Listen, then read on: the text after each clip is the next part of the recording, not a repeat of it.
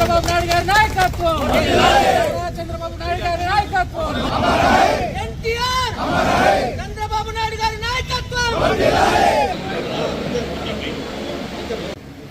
మరి మా బొమ్మనాల మండలం తరఫున చేయాల్సిన అవసరం ఉంది. ఒక సామెత ఉంది, నిజము గడప దాటే లోపల అబద్ధం ఊరంతా వింటొస్తుందని. అట్లా మనం నిజాన్ని నిత్యం ప్రచారంలో పెట్టకపోతే వైసీపీ చెప్పే తప్పుడు మాటలు అబద్ధపు ప్రచారాలే ఎంతో కొంతమంది నిజమని నమ్మే ప్రమాదం ఉంటారు. ఆ ప్రమాదం నుంచి సమాజం మనమే సైనికులుగా మారాలా, చేస్తున్న మంచి కార్యక్రమాలన్నింటినీ కూడా ప్రజల్లో విస్తృతంగా ప్రచారం చేయాలి. ఈ రోజు సూపర్ 6 పథకం పెడుతుంటే చంద్రబాబు నాయుడు గారు ఇక్కడ మీటింగ్ పెడితే ఇక్కడ నుంచి ఒక 18-20 వేల మంది 40 వేల వరకు కూడా జనం రావాలి అంటే కారణం ఏంటంటే మీరు 1,00,000 మంది జనాన్ని కలిసి చెప్పాల్సినటువంటి అవసరం ఉంది.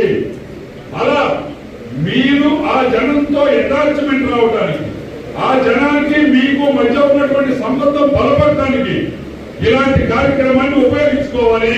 ఈ లబ్ధిదారుల దగ్గరికి పోయి మన పార్టీ కాకపోయినా తటస్థంగా ఉన్న మధ్యవర్తులుగా ఉన్న ఆఖరికి అవతల పార్టీ సానుభూతి పడని మనకు తెలిసిన రారా బాబు చంద్రబాబు నాయుడు గారు మీటింగ్ పెట్టారు.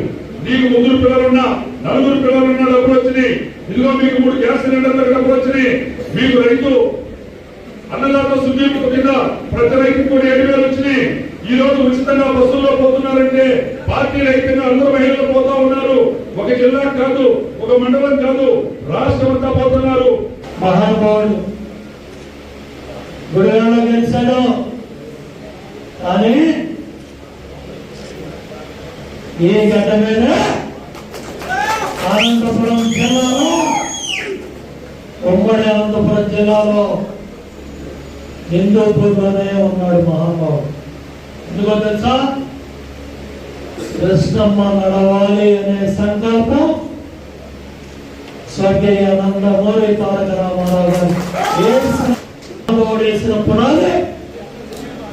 ఆ ఆంధ్రని వారి నీళ్లు ఆయన అల్లుడు మన జాతీయ అధ్యక్షుడు చంద్రబాబు నాయుడు గారి చేతుల మీదుగా కుప్పానికి వెళ్ళినాయి. ఇప్పుడు కుప్పం వెళ్ళాయి. రేపు మేము మనందరం బైరవంతిప్ప ప్రాజెక్ట్ కూడా